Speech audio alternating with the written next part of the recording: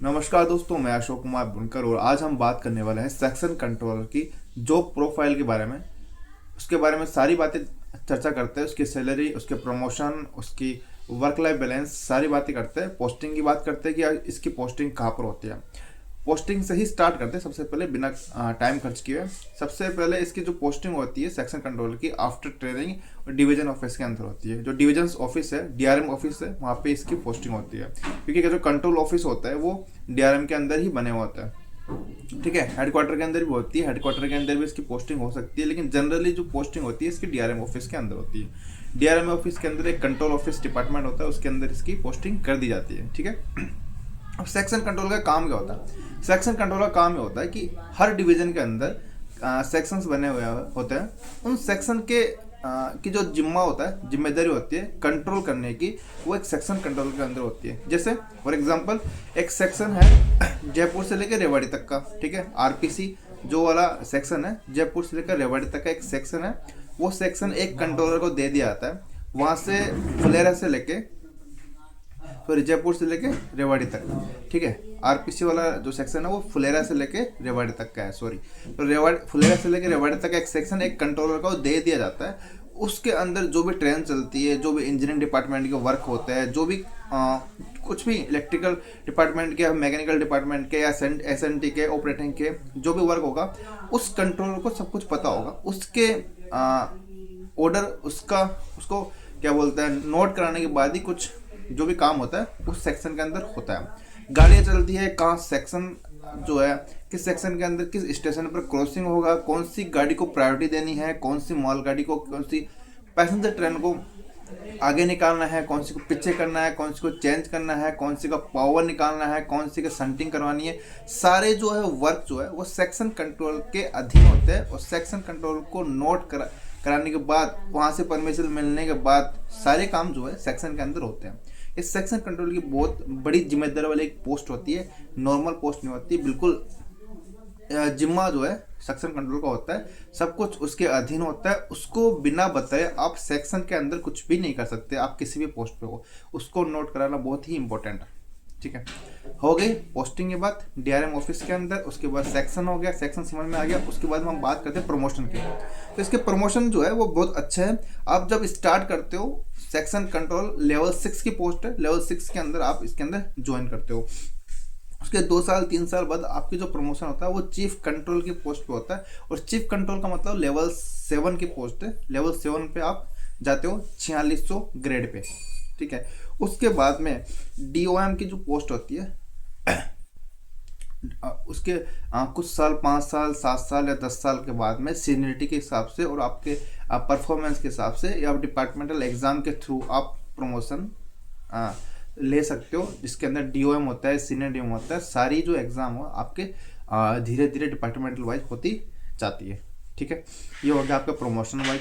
Level 6 में entry करते हैं, उसके बाद प्रमोशन होता है लेवल 7 में, उसके बाद लेवल 8 में। आपके डिपार्टमेंटल एग्जाम के थ्रू आप उसके बाद प्रमोशन लेते जाते हैं। ये आपका प्रमोशन एक्सेप्ट है, अच्छा प्रमोशन है, बहुत अच्छा प्रमोशन है। उसके बाद में सैलरी के आप समझ गए, जब लेवल 6 की सैलरी होगी तो 42 रुपये के हिसाब से आपको सैलरी मिलती है। लेवल 7 के अंदर उसके हिसाब से मिलती है।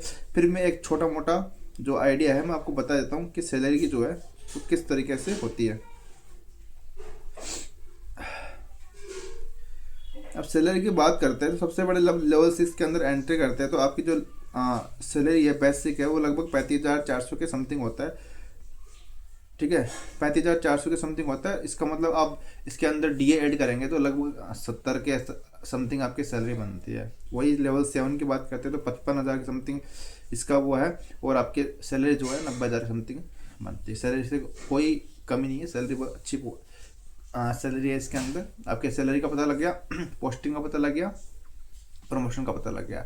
वर्क लाइफ बैलेंस की अगर हम बात करते हैं, इसके अंदर थोड़ा सा क्या बिजी वाला काम होता है, क्योंकि आपको टाइम नहीं मिल पाता जब आप पोस्टिंग, सॉरी, आप जब ड्यूटी के टाइम होते हो तो बिल्कुल भी आपको ऐसा नहीं है कि बहुत सारा टाइम मिल जाता है, आप ड्यूटी के टाइम पे निकल जाते हो बाहर या कुछ करने लग जाते हो। ऐसा कुछ नहीं होता। बिल्कुल आपको प्रॉपर तरीके से कॉन्स्टेंटली फ़ोन को साइड में रख के आपको ये ड्यूटी करनी होती है। बल्कि बहुत ही जिम्मेदारी वाली पोस्ट होती है।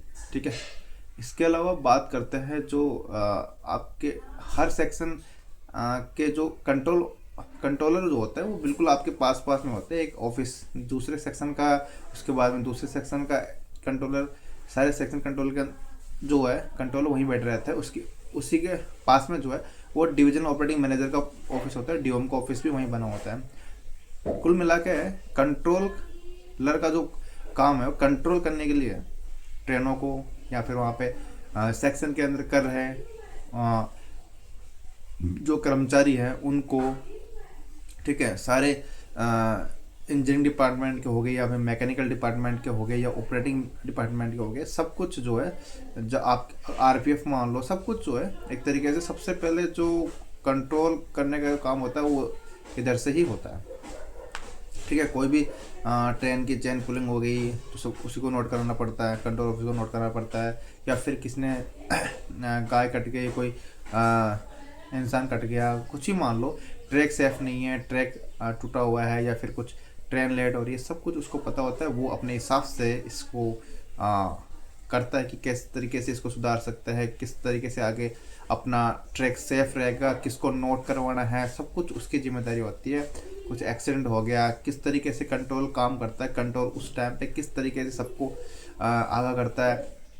एम्बुलेंस हो गई, पुलिस हो गई, हॉस्पिटल हो गया, ठीक है, बाहर के आसपास के कर्मचारी हो गए, सबको, ठीक है। तो सारी जिम्मेदारी जो कंट्रोलर की ही होती है, एक बहुत ही जिम्मेदारी वाली पोस्ट होती है। लेकिन अगर आप इसके अंदर जा रहे हैं तो बिल्कुल कोई दिक्कत नहीं। अगर आप मेट्रो सिटी के अंदर रहना चाहते हैं, लगभग 22 सिटी के अंदर आपको मिलेगा एक सिटी, तो बहुत ही कम चांस है, क्योंकि जैसे दिल्ली जैसे सिटी होगी उसी को मिलेगा। लेकिन जैसे जयपुर हो गया, ठीक है, तो अच्छी सिटी के अंदर आपको ये मिलेगा। आपकी रहने के लिए तो कोई दिक्कत नहीं, आराम से।